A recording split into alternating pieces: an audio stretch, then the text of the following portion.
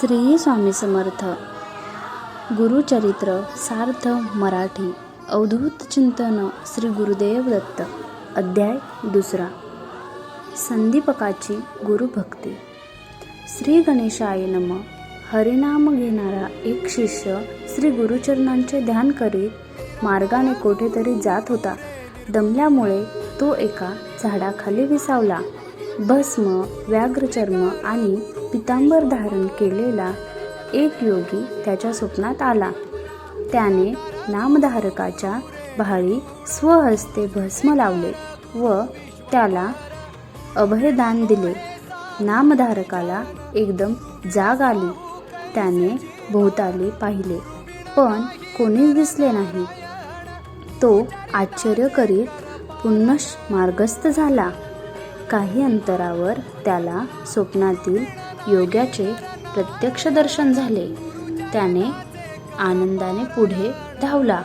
त्याला वंदन करून म्हणाला, हे योगेश्वर, या भक्तावर कृपा करण्याच्या स्वामीराया, आपण कोण? कोठून आलात? आपण कोठे राहता? योगी म्हणाला, माझे नाव सिद्ध. गाणगापूरचे नरसिंह सरस्वती हे माझे गुरु. नामधारक म्हणाला, मीही नित्य श्री गुरूंचे ध्यान करतो. मग माझ्या नशिबी ही कष्टप्रद अवस्था का? योगी म्हणाला, नामधारका, तू त्यांची एकनिष्ठेने भक्ती कर. मग तुला त्यांच्या कृपेची साक्षात अनुभूती येईल.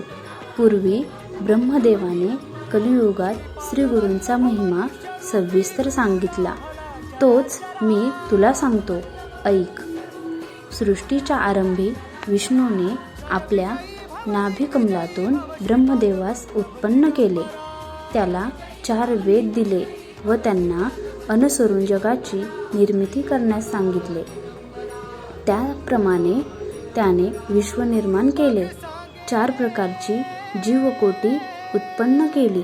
मग त्याने काळाचे 4 विभाग करून 4 युगे निर्माण केली. त्यांना क्रमाने पृथ्वीवर धाडले. कृतयुगाच्या पराभवाने लोक सतयुक्त व सन्मार्गी झाले. त्रेतायुगाच्या पराभवाने लोक यज्ञाद्वारे स्वतःचे कल्याण करून घेऊ लागले. द्वापारयुगाने आपल्या स्वभावधर्माप्रमाणे पाप व पुण्य समसमान केले. त्यानंतर ब्रह्मदेवाने कलियुगाला बोलावून घेतले. ते वृद्ध आणि वैराश्यातून होते. कलह आणि द्वेष यांना बरोबर घेऊनच ते आले होते. त्याने उजव्या हाताने स्वतःची जीभ व डाव्या हाताने शिश्न धरण होते. ब्रह्मापुढे अधोमुख उभे राहून म्हणाले, हे विधी, मी दुर्जनांचा मित्र व सज्जनांचा वैरी आहे. जे वाणी, रचना व कामवासना ताब्यात ठेवतात त्यांना मी काहीच करू शकत नाही. गुरुभक्त, शिवभक्त, हरिभक्त, सदाचारी, धर्माचरणी यांच्यापुढे माझा काय निभाव लागणार? ब्रह्मदेव म्हणाला, काळजी करू नकोस. तू काळाला बरोबर घेऊन जा. तू भूलोकी जाताच लोकांची धर्मप्रवृत्ती निस्तेज होईल. सज्जनही पापप्रवृत्त होतील. त्यांना तू पीडा दे. जे लोक तुला वश होणार नाहीत असे पुण्यवान सज्जन फारच थोडे असतील.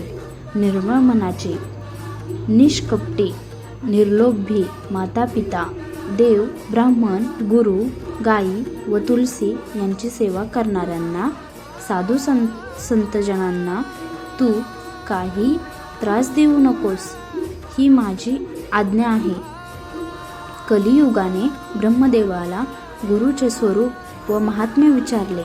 ब्रह्मदेव म्हणाला, गुरु हा शब्दच 4 मुक्तींची प्राप्ती करून देणारा महामंत्र आहे. गुरु हाच ब्रह्मा, विष्णू, महेश, देव कोपले तर गुरु रक्षण करील, पण गुरु कोपला तर कोणीच रक्षण करू शकत नाही. गुरुभक्तीने जगाच्या रहस्यांचे आकलन होते. भक्ती, वैराग्य व सत्प्रवृत्ती वृद्धंगीत होते. गुरुमुखातून ऐकले म्हणजे शास्त्रांचे उपस्थित आकलन होते.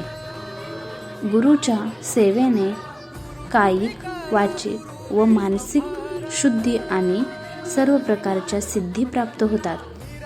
त्याविषयीची एक कथा सांगतो, ऐक. पूर्वी गोदावरीच्या तीरी अंगिरस ऋषींच्या आश्रमात पैल ऋषींचे शिष्य असलेले वेदधर्म नावाचे मुनी राहत असत. ते आपल्या शिष्यांकडून वेदशास्त्रांचा अभ्यास करून घेत.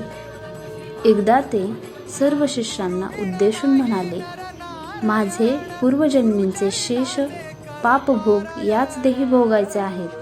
त्यासाठी मी काशीत जाणार आहे. तेथे मला कुष्ठरोग होईल, मी आंधळा व पांगळा होईल. मला 21 वर्षे सांभाळावे लागेल. हे खडतर सेवाव्रतच असेल. त्यावेळी तुमच्यापैकी कोण माझी सेवा करेल ते सांगा.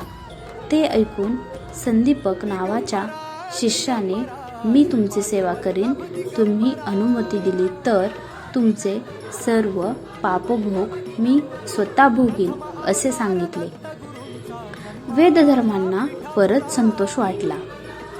काही दिवसांनी वेदधर्म संदीपकाला घेऊन काशीस आले. तेथे त्यांना कुष्ठरोग झाला.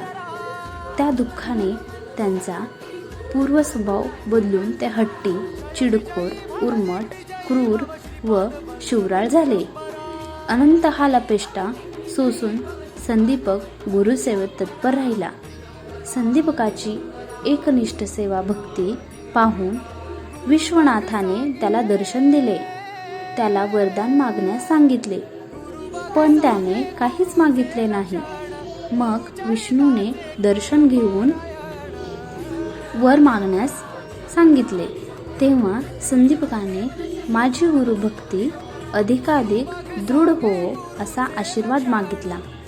तेव्हा प्रसन्न झालेल्या विष्णूने त्याच्या गुरुभक्तीची प्रशंसा केली. ही गोष्ट वेदधर्मांना कळताच त्यांनी संदीपकाला वरदान दिले, शिष्योत्तमा, तू काक्षी क्षेत्री चिरकाल वास करशील. तुझ्या स्मरणाने लोकांचे दुःख दैन्य जाऊन त्यांचे कल्याण होईल. वेदधर्मांनी शिष्याची परीक्षा घेण्यासाठीच कुरूप धारण केले. त्यानंतर ते दिव्यदेही झाले. त्यांच्या कल्याणासाठी आपल्या शिष्यासह काशीतच राहिले. सिद्ध म्हणाला, नामधारका, गुरु महात्म्य लक्षात घेऊन त्यांची दृढ भावनेने सेवाभक्ती करावी. गुरुभक्तांवर शंकर नेहमीच प्रसन्न होतात.